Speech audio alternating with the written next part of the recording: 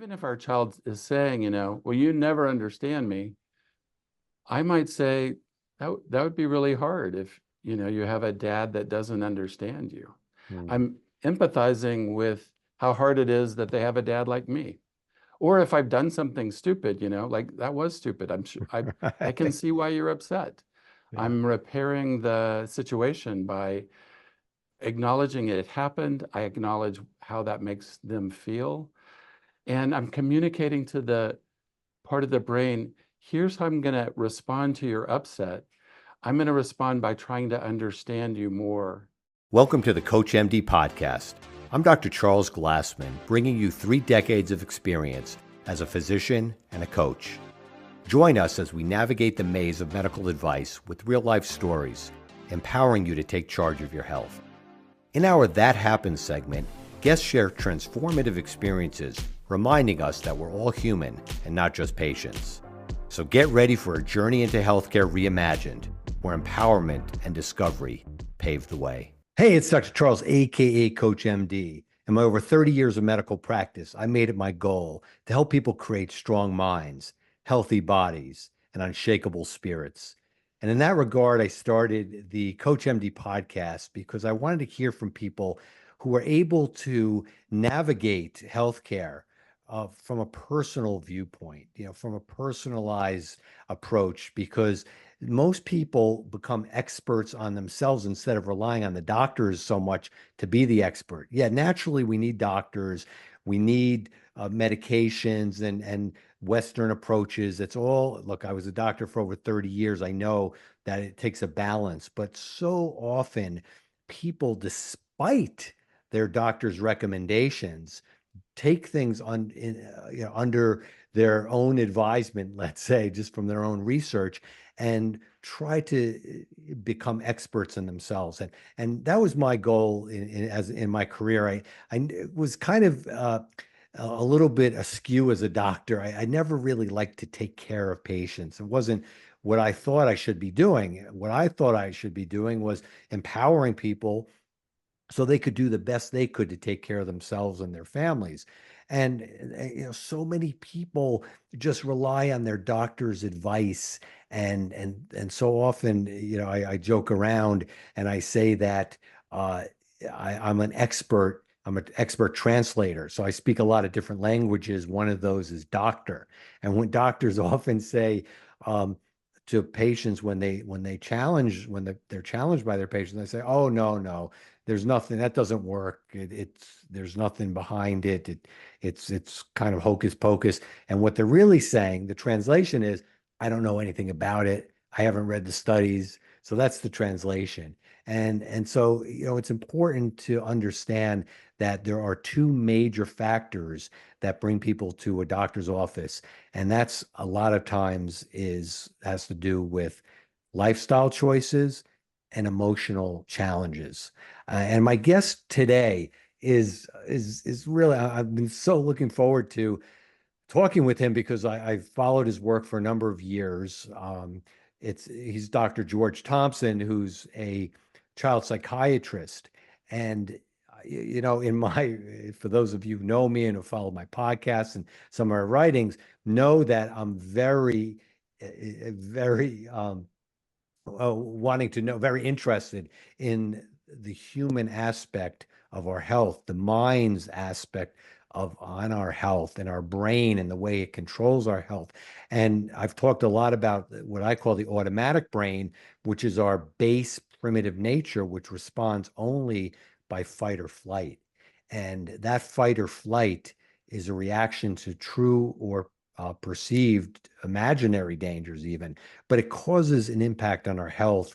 And Dr. Thompson, Dr. George, as his patients affectionately call him, is a child psychiatrist. So a lot of these challenges that we have as adults start from childhood.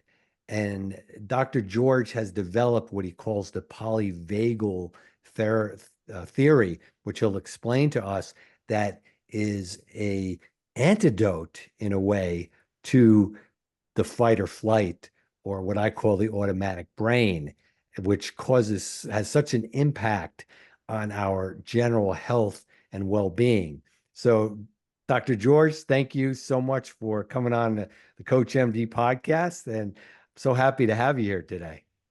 Oh, it's just lovely to be here. I've looking forward for this for a number of months, and I've followed your work for a number of years too. So it's Thank great you. that we could finally get together. Yeah, it's great. Now, you know, I talk a lot of theory in my book when I wrote Brain Drain, and I have an ebook, Fake News Stories by Your Brain, and um, a lot of it. One of the things that the criticisms that people have had, that I didn't have enough practical attacks on that brain and how to stop it. I think I did, and I wrote it kind of for myself to help me. That was kind of my therapy. But this polyvagal theory of yours, it seems as though you have found something to kind of neutralize that fight or flight. Exactly. But let me clarify one thing. I Yeah. didn't create the polyvagal Okay. theory. A neurophysiologist by the name of Stephen Porges has been working on the polyvagal theory really since he entered graduate school at Michigan State in 1966. Oh, wow. Okay. And there are now a number of studies about the autonomic nervous system, the automatic brain that you're talking about. And here's some interesting facts about the polyvagal theory. One of the things is that, as you're talking about, we've got this fight or flight response, which comes from our sympathetic nervous system. We produce adrenaline. Everybody's heard of that hormone that when we're revved up or when we're in an athletic event, then it causes our heart to beat faster, we breathe faster, the blood pumps faster so that we can run faster and hit harder if we need to, that kind of thing. We also have the parasympathetic nervous system, which puts us into a rest and digest state. And what Dr. Porges realized is that there's actually two branches to the parasympathetic nervous system. The vagus nerve is the nerve that innervates the parasympathetic nervous system. And so one of those branches is responsible for the death feigning or like playing possum response, where people that are really frightened can even faint. Mm. 10% of people that are, or people that are, people are afraid of needles, right? You see this probably all the time. Yeah. 20% of people are afraid of needles. 10% of people go into fight or flight, so they get sweaty and shaky and that kind of thing. But another 10% get dizzy and sweaty, like a cold, clammy sweat, and maybe even feel like they're going to pass out, and a few of them do. Mhm. And that's that playing possum, or we call a collapse response, a shutdown response. And that's one of the branches of the vagus nerve. In around 1992, a neonatologist sent a letter to Dr. Porges and said, you know, measures of the vagus in newborn babies show that if there's a high level of vagus tone, then they're more resilient. But also this vagus can cause a drop in their blood pressure and heart rate, and they crash in the neonatal intensive care unit. So how could one nerve have these two opposite responses? And he carried around this letter with him in his briefcase for a number of months, and then realized there's actually two branches. One of them that appeared early in our evolution, 500 million years ago, and then one of them that appeared later in our evolution, 200 million years ago. And that newer branch, what it does is it actually puts a brake on the sympathetic nervous system.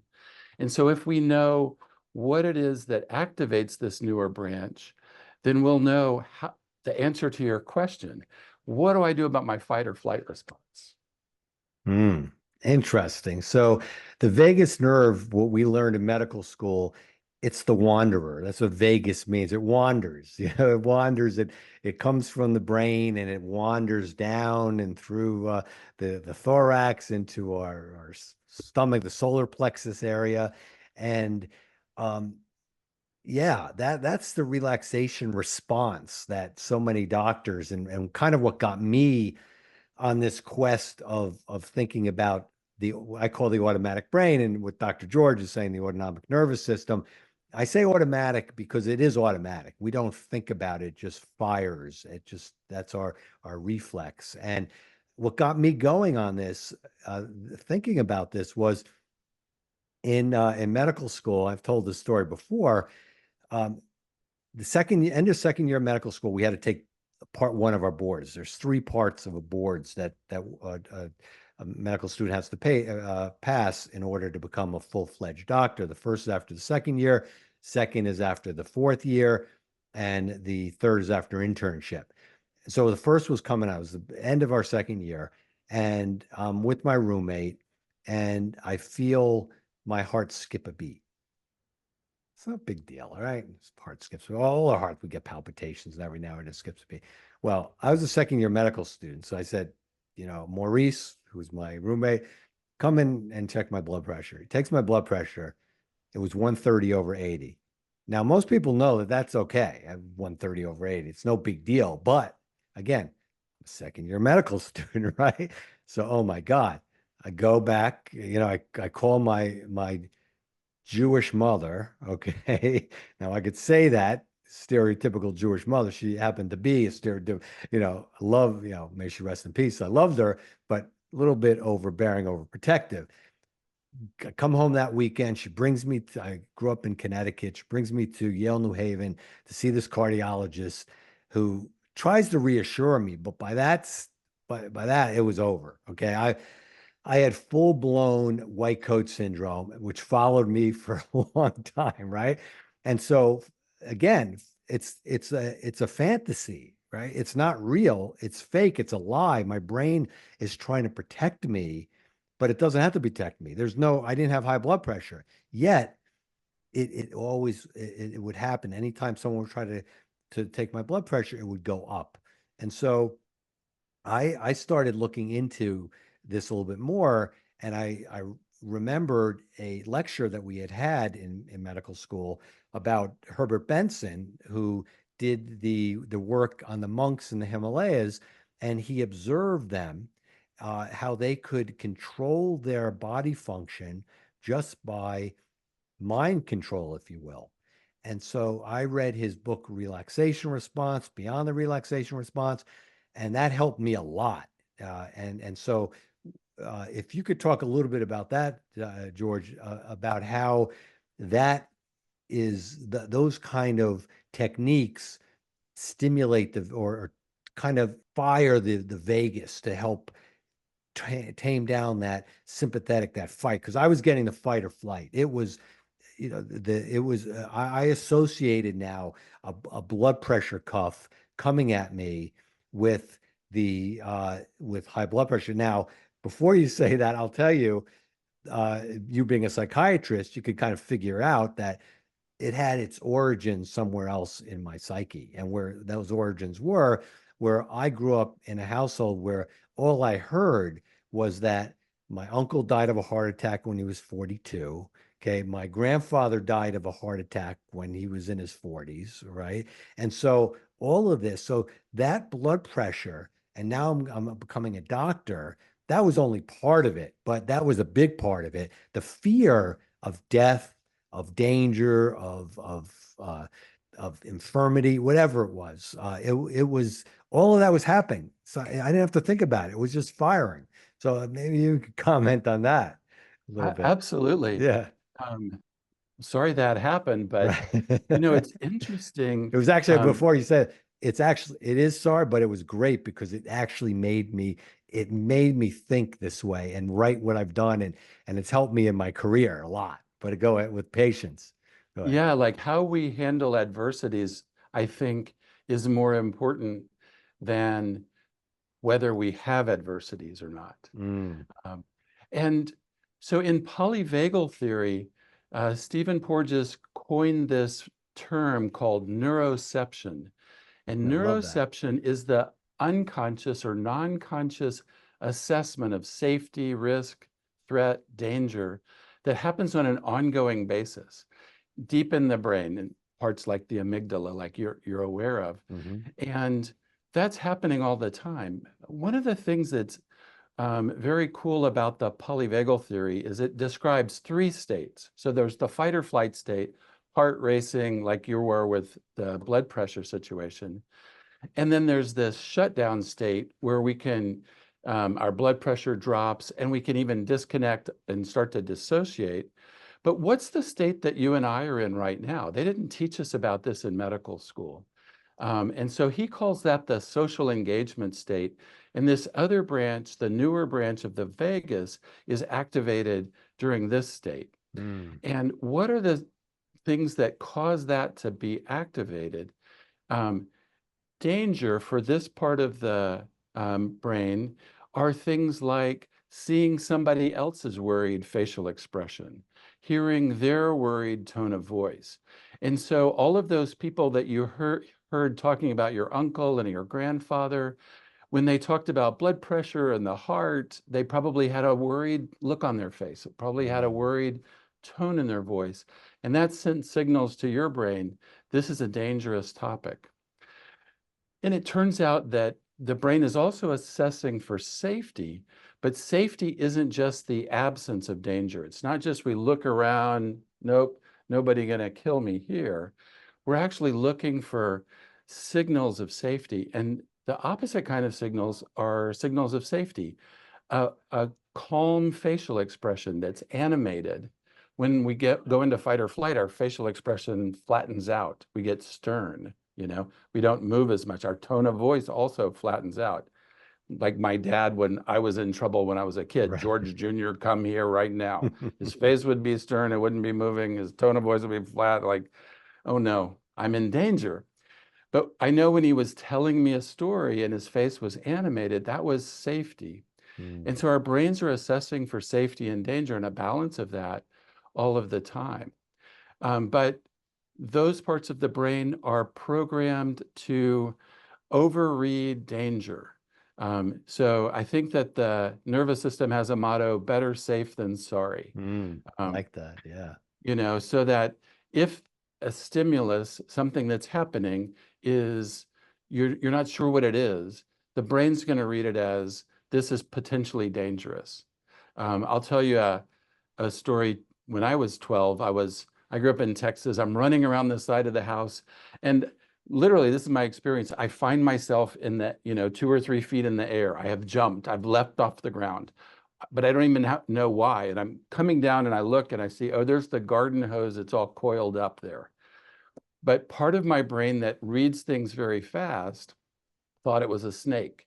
Wow. And from an evolutionary standpoint, it makes sense. Like if I come around that corner 100 times and I jump every time, and only one time it's a snake, that jump is going to save me, and it's not going to hurt me that I jumped the other 99 times.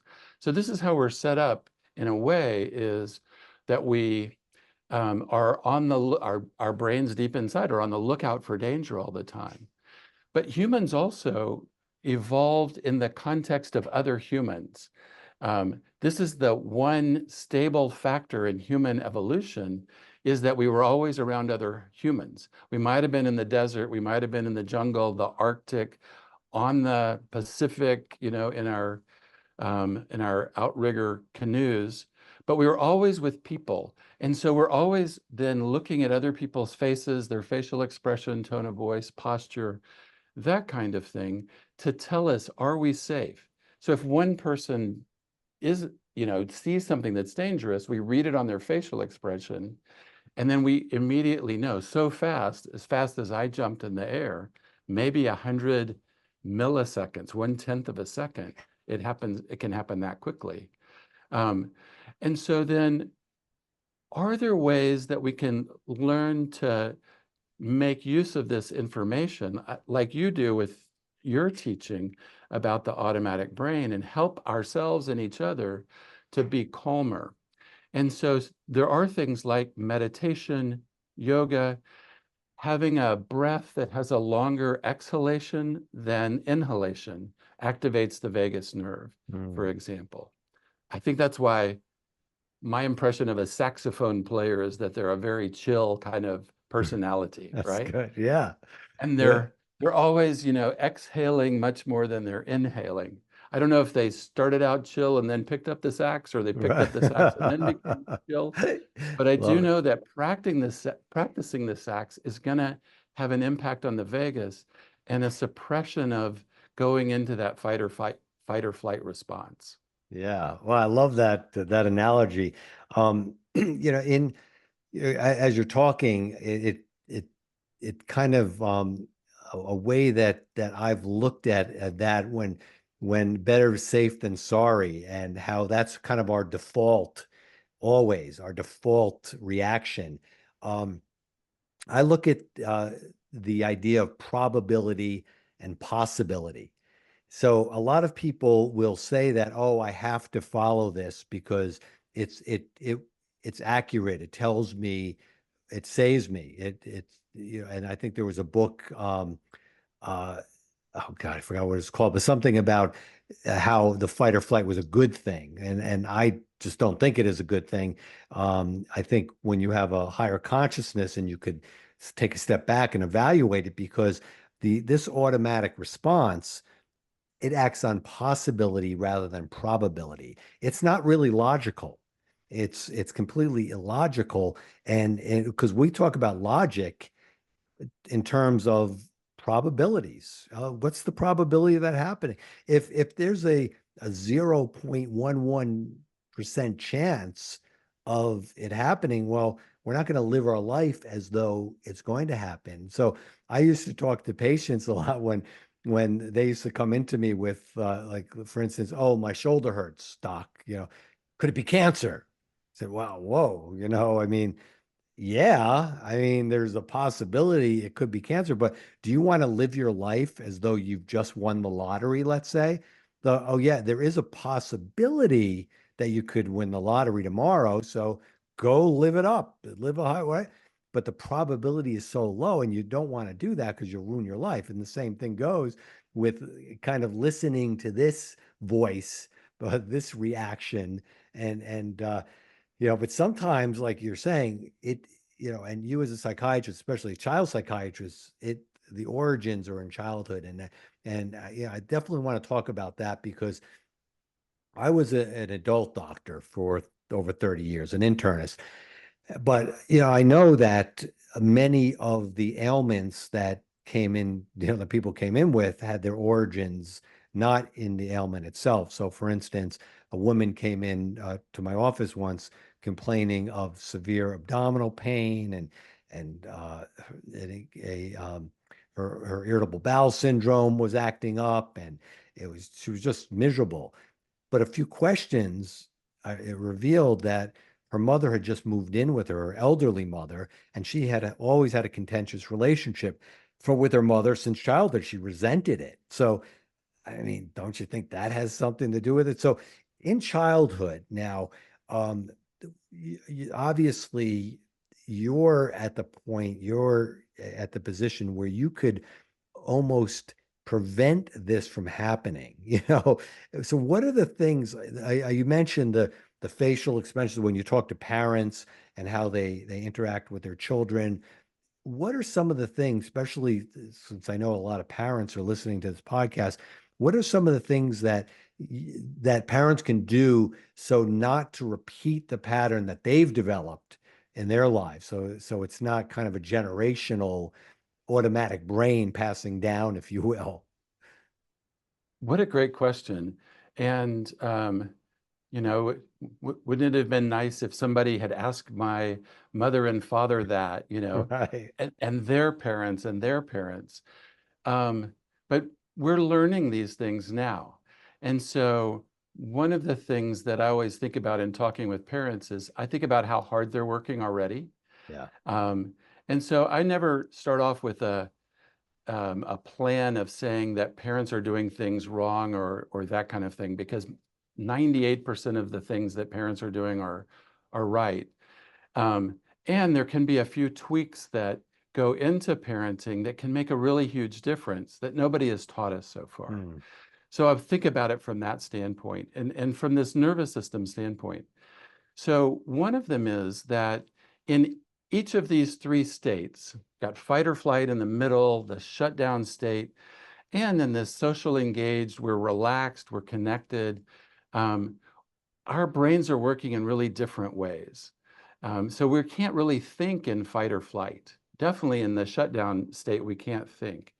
And so if my child is in one of those states, then the first thing that I want to do is to help them become more relaxed. I taught doctor-patient communication for 12 years at a medical school. It was the same thing in teaching the medical students. Your patient comes in. I saw this one study that said 96% of people are quite nervous when they go to the doctor. That made sense to me. I'm quite nervous when I go to the doctor. Yeah. And the patient's not going to listen as well, hear us as well, or be able to tell us about their experience as well if they're in a bit of fight or flight.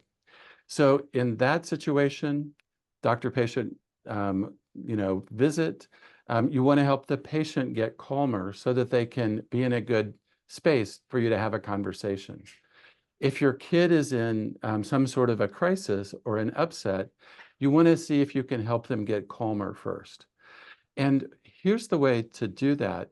It's by listening to their experience and validating it, to be able to give them the sense that you're interested in what they're going through and that you're getting it.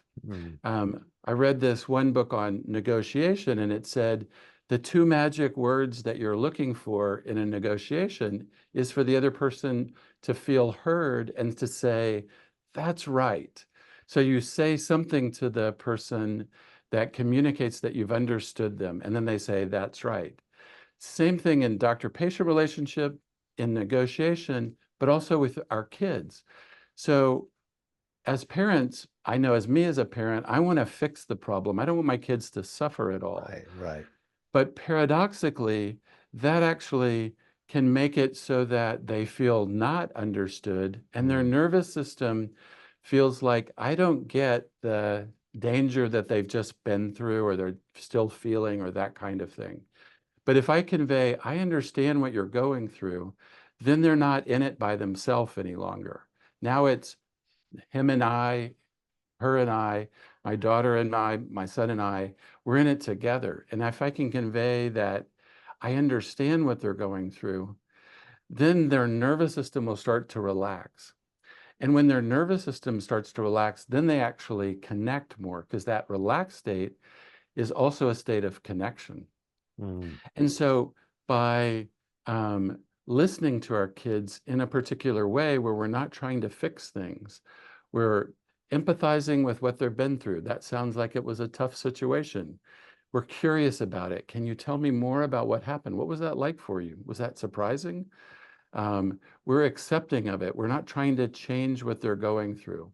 You know, a kid would come in, before I started learning about this, maybe 12, 13 years ago, a kid would come in to see me and say they were suicidal, and I might talk to them about what they have to live for, that kind of thing. Now I'll ask them, wow, you must, if you feel like dying, you must feel like your life is really miserable. Can you tell me how sad you're feeling or what's going on that has made you feel so sad? I used to think that would make it worse, but actually opening that door allows the child to express it and feel like that there's somebody on their side. And then the interesting thing is then after they really feel like you've gotten them and understood, then they'll turn around and say, what do you think I can do about it? Now they're open to be able to receive a solution, to start thinking about it. But until they know I've gotten it, they don't want to hear any of my solutions because it just sounds like I'm not understanding what they're going through. Yeah. And this is really like the way that you build trust as well as safety in the nervous system is demonstrating that you understand what somebody's going through. Yeah, that's great, George. Yeah.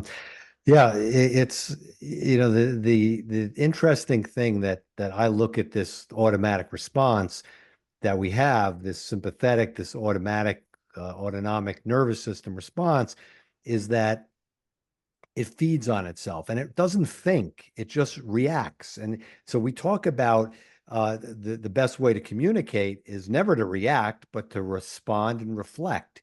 And so we all know that the signals that our nervous system sends us when we have danger, threat, or vulnerability. So if this person's life is causing, there's danger, threats, or vulnerability, it's going to cause a fight or flight. And the symptoms that it causes is actually your heart racing or you feel nervous. That sends another signal to the brain that there's a new danger.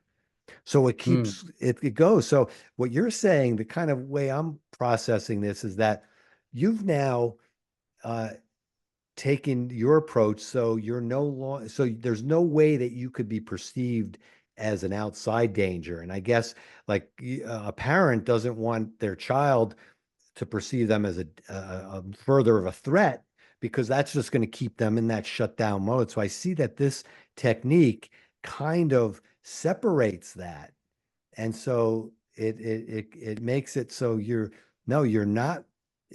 I'm not dangerous to you. I'm actually something that's safe, and I think that's a really important point. I see that. Uh, yeah, yeah, yeah, we're actually talking to the part of the brain that goes into fight or flight, which is a part of the brain that doesn't have words to it really.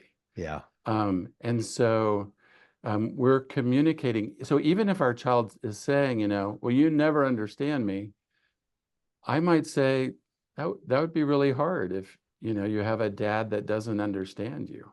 mm, I'm empathizing with how hard it is that they have a dad like me. Or if I've done something stupid, like that was stupid. I'm sure I can right. see why you're upset.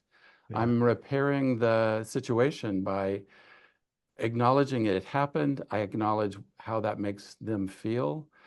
And I'm communicating to the part of the brain, here's how I'm going to respond to your upset. I'm going to respond by trying to understand you more and to really get what you're going through. I'm not going to respond by attacking back, saying you're in trouble, telling you, don't talk to me that way. I'm going to respond by really trying to find out what you're going through right now. And that communicates safety because if I have a friend that whenever I'm talking to them, they just want to know how I'm feeling about it, and they're not going to try and give me advice right now. They're not going to try and tell me I'm wrong. They're not going to try and, mm, say I shouldn't be feeling this way. I'm going to go talk to that friend when I'm upset because I'm going to feel better, and I'll be able to talk myself through the situation a lot of the time. Or if I went through advice, I can say, what do you think? Have you ever had this situation? But I'll feel comfortable now because yeah. I'll know that they're not going to hurt me. They're on my side. Yeah, I love that. And of course, I know you're talking to other parents, not me. Of course, I have four children, but I was the perfect father, George. So, it's okay. I'm glad you're sharing this with the audience, the other imperfect people, except for me, Well, I right? feel I feel sorry for your kids then because imagine imagine how hard it would be to have a perfect parent, Oh my like God. wouldn't Oh that God. be I think we might like to have a perfect parent, but um how better is it that we have a parent that makes mistakes, we get to see them handle them. We were Yeah. talking about how you make it through adversity. You see a parent that struggles with something and then makes it through. A Mm, parent that screws up when they're talking to you and then comes back and says, I'm sorry about that. I wish I had handled that differently. yeah. That's Absolutely. actually, you know, I know Yeah. you were joking around, but Yes. Right. I have had that thought too. I should just be perfect and never make a mistake. But then I thought, what a burden on my kids, like to live up to that. Yeah. That would be Yeah. that would be horrible. Yeah, no, I agree with you because that is, look, life is full of challenges and how we manage those challenges and that adversity, as you said, it makes us more complete as humans and as being able to empathize and care for people and really live our best life, and certainly stay healthy and well.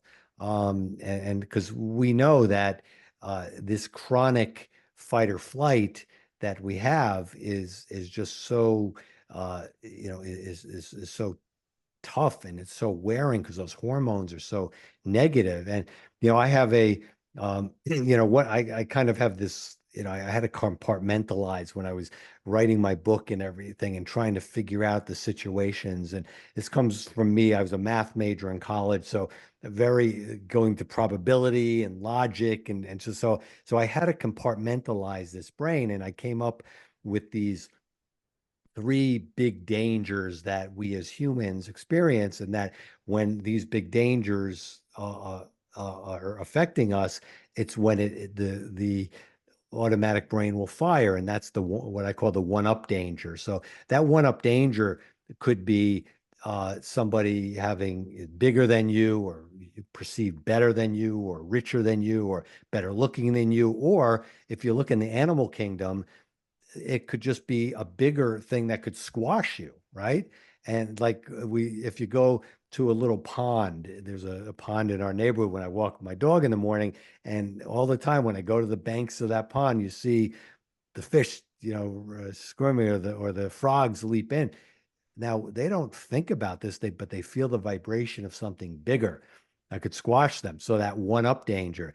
Then I talk about the discomfort, the uncomfortable, the unfamiliar danger that we have. And so that's when we go out of our comfort zone, or things are familiar to us as children. So you see it in the families. If it's, we talk about generational things. So let's say in a family, obesity is ingrained in that family, where eating, let's say, I'm not talking about something physiologic. I'm talking about cultural, or the culture of the household, where food is used as something kind of medicating, and you have the parents are don't, they eat in excess, and the children, that's their familiar. So as when they become adults, that's what they gravitate toward more, because it's familiar to them. So they fight and flee anything that challenges that. And then I have this other idea of the loss of love, which is really the security and the safety of being coddled and being protected by something bigger. And so I compartmentalized all of that. So and try to march along. And if I'm in a situation where I feel like I'm being one-upped, for instance, and that makes me react, or it makes me fight or flee. Maybe I don't want to be next to somebody who I perceive as being more powerful than me, or if I'm going out of my comfort zone, or if a lot of people get stuck in relationships that are counterproductive and are not right for them, because they're afraid of losing it, then the loss of it that is too dangerous for them. So they fight and flee anything that challenges that. So that's just, I'm just kind of running off on what I kind of looked at this reaction, and I when those happen, I think it's really important. So for a parent, what I used to do, and I wasn't successful at this all the time, don't get me wrong, but if one of my children was acting out, whatever, I used to say, well, daddy's going to take a time out. So that was my way of, I had to get back and to take my deep breaths and to kind of get it together and breathe, so I can come back to the situation and be more responsive. So I could activate my vagus nerve through my breathing and through my visualization, and then come back. And again, I didn't do this all the time. I wasn't successful at it, but it was a technique that I thought was helpful. And now that I'm talking to you, I realized that was kind of invigorating my vagus to kind of neutralize that fight or flight reaction. Exactly. And your calm nervous system is a signal of safety for your child's nervous system. So that when we're in a calmer state, then our face is naturally more animated and our voice is naturally more animated. So we're sending off signals that things are okay and things are safe. You're in good hands. And so when you were talking about like the one-up danger, I think about then the messages that parents get. You can go on Instagram and scroll through and see all of these things that tell you how you should be doing as a parent. And you could end up feeling like, well, I'm not doing that, I'm not doing that, I'm not doing that. Mm. And then it brings you down. And now your nervous system isn't in such good shape. And so when you go see your kid, then you're, they're like, what's wrong, Daddy? What's wrong, Mommy? Right. Um, uh, so things that we do to take care of our own selves, our own nervous systems, are actually beneficial to our kids. And so for us, self-care is really important. Um, one of the chapters in our book about polyvagal theory in the developing child is take your own pulse first.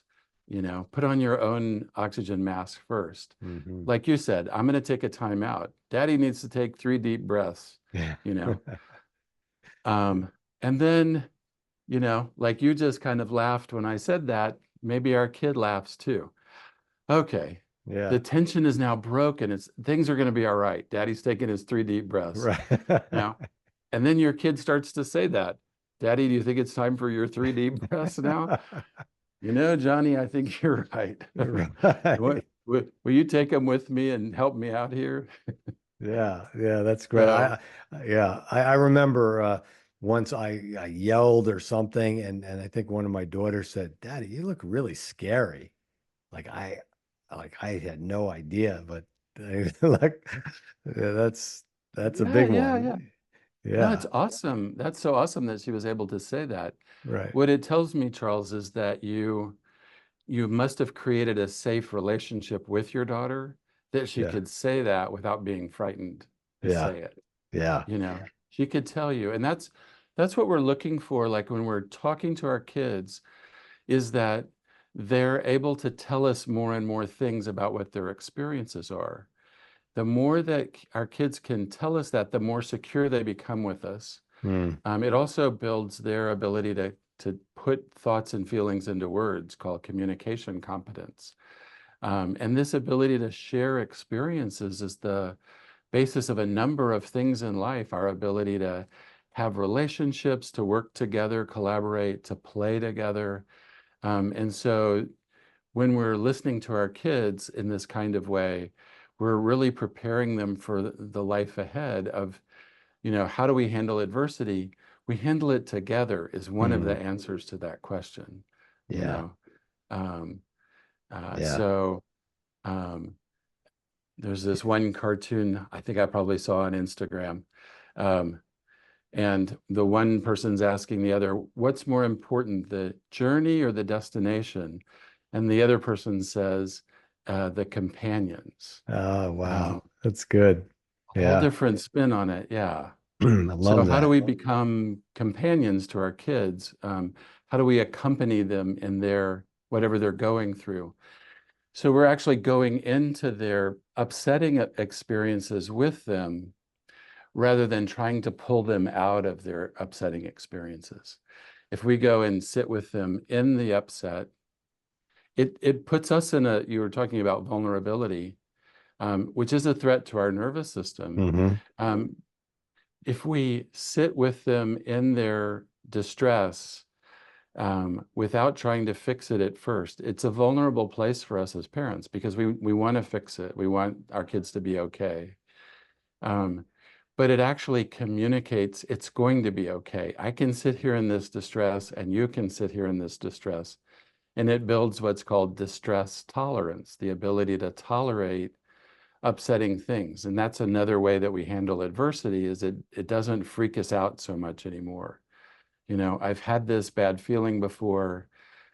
I'm bigger than this bad feeling, you know, and Yeah. I have help. I have friends that I can talk to. I can call my mom. I can talk to my dad. Yeah. That's really important. George, we talked, we talked a little bit about adversity and yeah, in my career, I talked, I really wanted to connect with my patients truly holistically, mind, body, and spirit. And uh, as you mentioned, that when people go to the doctor's office, it's a nervous thing. It's a danger possibility. It's a danger because you're going to a doctor and the doctor may tell you something is wrong with you, and that's a big danger. And somebody like yourself who's an expert, if you will, in this idea. Um, I know that things have happened in your life that, were pretty severe, and as far as adversity goes. And can you share with that a little about that with us, and kind of tell us how you navigated that and how you were able to get through that? Yeah, about in 2012, I had Burkitt's lymphoma, a cancer of the white blood cells, the B lymphocytes, that is very aggressive. The cells divide, and the cancer can double in size every 25 hours or so. And so I went from being fine to the Saturday after Thanksgiving, I wasn't hungry. The next day, I was sweating and on the couch. A week and a half later, I had 3 liters of fluid removed from my belly and had a CT scan with 20 tumors in my abdomen that probably weren't there 3 weeks earlier. Um, and thanks to my doctors, that's cured now. But it was very intensive chemotherapy.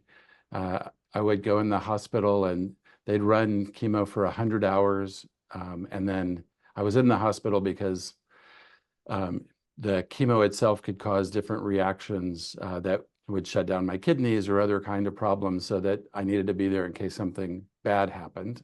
And fortunately, nothing too bad happened. I go in the hospital 5 days, home for 16. And that 21-day cycle I repeated 6 times. And it really, the cancer, I was feeling like I could die, and I probably could have. And then the chemo itself was really tore me up, and I had to go in the hospital a couple of times because I had a fever and needed a blood transfusion and that kind of thing. And I'm kind of I was teaching doctor-patient communication, and I'm a nerd, and I was reading neuroscience, and I was reading about this polyvagal theory at the same time. And I knew that if my doctors were in a good state mentally, it was going to be helpful to me. So I would actually practice helping them relax while they were doing a lumbar puncture or striking an IV or whatever. Yeah. But that was also helpful to me because I was forming a connection with them, and I felt like I wasn't, the people that were taking care of me in Omaha at the University of Nebraska Medical Center were just awesome, and I really had a lot of faith in them. I felt like that I was in good hands, and so it really helped my nervous system to relax. And maybe the hardest part came when, at the end of those 6 cycles, they said, you're now done. But I was sort of released back to Kansas, which is where I'm from. And I didn't have that same kind of built-in support that I had before. And so then I really had to work on creating that support. And one thing, Charles, that I'll tell you that was a very powerful moment. There was a ritual at my son's school at Christmas, and I was sitting there, and I think I'd been through the first round of chemo, and I was so sick, and I was sitting there, and I had my head in my hands, and I felt like I was just barely making it, but I wanted to be there for him. And I thought, I wonder what people are thinking. Why is this guy not paying attention to the ceremony that's going on here? And I felt like I was running a marathon on the inside. And what I realized is, I wonder how many people that I'm judging as I see them, out in the world or in my life, and I don't know what they're actually handling on the inside. And it was really an eye-opening experience from going through that myself. Like, wow, I bet people are handling way more stuff than I am anywhere near aware of. And so it made me both compassionate and curious about what people are going through, what they're handling. And, and I think I liked myself better, with that compassion and that curiosity. Yeah. Wow. You know, on my podcast and in my practice, I talk a lot about uh, kind of alternative treatments and talk negatively sometimes about traditional treatments, but sometimes you need chemotherapy. In medicine, well, you have lymphoma, which is rapidly dividing, and you need it. You need chemotherapy. I mean, that's the only thing that could cure it from what we know. You're not going, especially that rapidly, you're not going to go for ozone therapy or whatever. I mean, it's not, or go to Mexico and get something. It's just not going to work. You have Burkitt's lymphoma. You know, the most rational thing to do is to be thoughtful about it and to be and respond to it, and not because it's scary, not to run the other way, and that's, you know, it sounds obviously you did that, but I know it really it kind of you know, invigorated you as far as what you were going to do from that point on, and in your career, and how you looked at things. And actually, let me go back to what you were saying about the doctor patient, how they react and with the IVs. And I know as a doctor, um, you know, that was I was doing blood work and IVs in my practice.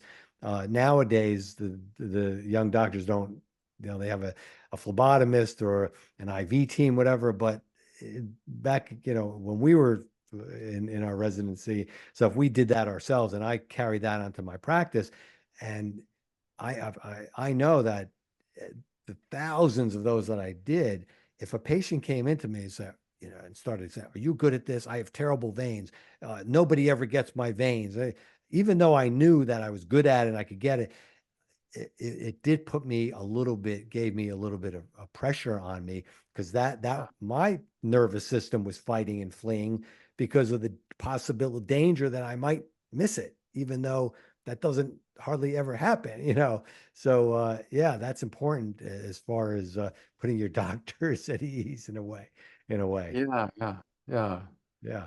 I mean, it But really yeah. tells us, you know, like in the state of the world, if we can put each other at ease and listen to each other, then each other will all be in a better shape mentally to make good decisions, because the thinking part of the brain turns on when we're in that calmer state, not in the fight or flight.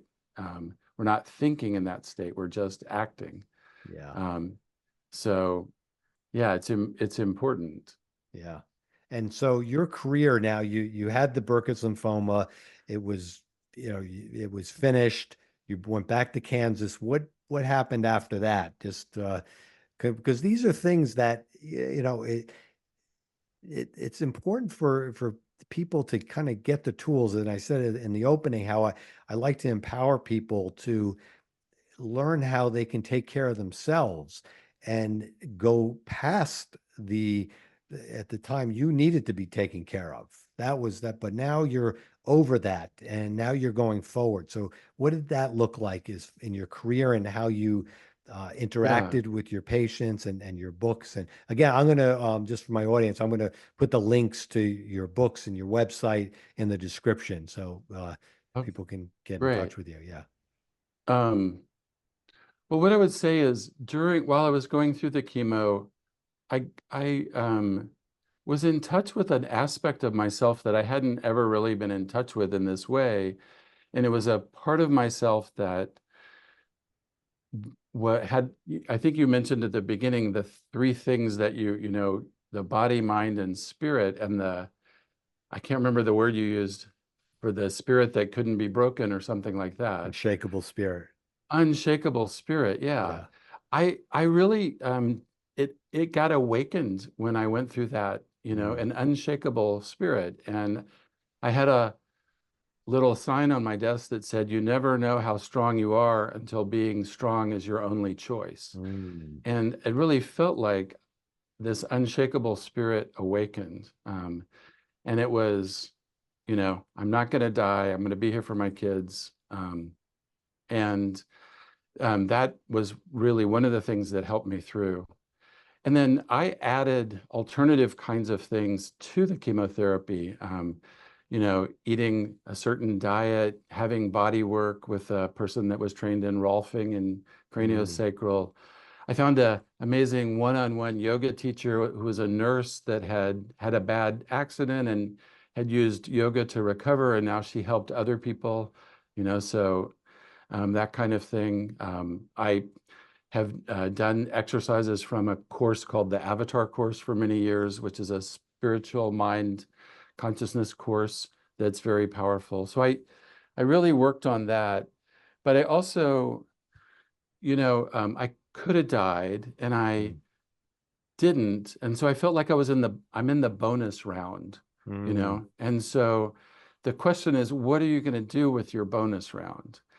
And like I had been given another life. And so, um, and I had been a child psychiatrist, but I made decisions like I really want to be able to teach people more about things that I've learned. And I really want to be as effective as possible. And so that led to writing book chapters. And I've written a couple of books on the polyvagal theory and on treating traumatized kids in residential facilities.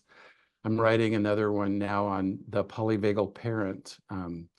And I started this community just recently in the last month to support parents in being able to listen to their kids in this way, called the Listening Parent Community. Mm. Because I really want to take these things that I wish that I had known and help other people find them. And, because this is 2024, we can do what we're doing, like when you and I were in medical school, having this kind of conversation would have cost Right. probably hundreds of thousands of dollars, and it would have Right. been such a special thing. Yeah. But now we can just say, hey, let's get together and do a podcast, and people can watch on YouTube and get information. And so it's I feel like uh, this is what I'm here for, is the world parenting can be easier. Um, just learning a few little things can make it easier. Just learning that if your nervous system is more relaxed, that's going to relax your kid's nervous system. Okay, well, whoever told us that? Nobody told us Right. that. Yeah. Yeah. Well, that's great, George. And as I said, I'm going to put the links, and hopefully that some of my listeners will join that community, and because I know it'll be very helpful to so many. And I just so grateful that you took the time today to share your experiences and your wisdom and knowledge.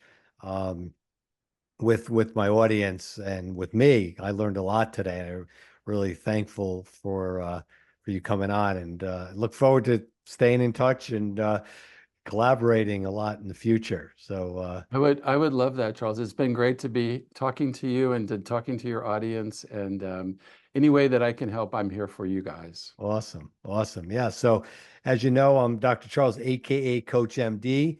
And thank you so much for tuning in to the Coach MD podcast. And until next time, I'm urging you to stay strong in mind, in body, and right here in soul. Bye for now.